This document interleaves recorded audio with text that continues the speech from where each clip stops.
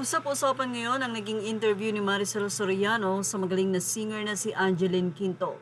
Sa naging kwento ni Angeline, ibinahagi niya na si Sarah pala at itong si Angeline ay magka-schoolmate noong sila ay nasa elementarya.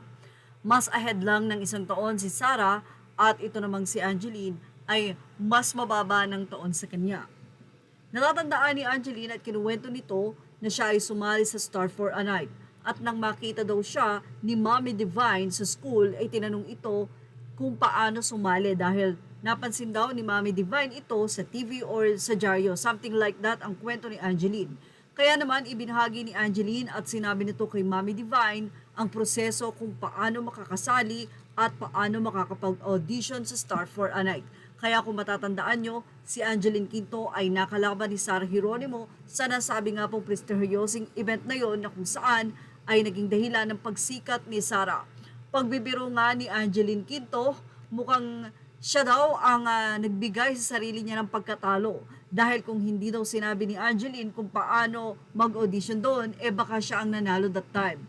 Pero naniniwala ang mga netizen na mayroon talagang panahon para sa isa't isa. And that time is for Sarah Geronimo at dumating ang panahon naman na kay Angeline naman at ngayon ay isa ring sikat na singer. Nagbiro pa nga si Angeline Quinto dahil matapos manalo ni Sarah Geronimo ng 1 milyong piso ay naghihintay daw siya na bigyan man lang siya kahit papano ng pabuya ni Mommy Divine. Pero wala kahit 50,000 man lamang daw. Sabay bumawi ito na joke lang. But anyway, dahil nga dyan, marami mga netizen ang bumalik tanaw sa nasabi nga pong kinanta ni Angeline Quinto that time. Ang kinanta ni Angeline ay habang may buhay. Kitang-kita ang matinis at magandang boses ni Angeline. Pero ang nasabi nga pong pagkakaiba nila ni Sarah Geronimo ay yung performance, overall performance and impact na mayroon talaga si Sarah pagdating sa appeal that time. Dahil talagang nilamon ni Sarah Geronimo ang stage. But anyway, yan nga ang naging revelasyon ni Angeline Quinto na sila pala ay magka-schoolmate ni Sarah at noon pa ay magka-vibes na. Ilang mga netizen naman ang naghayag ng kanilang saloobin hinggil sa naging revelasyon na ito ng nasabing singer.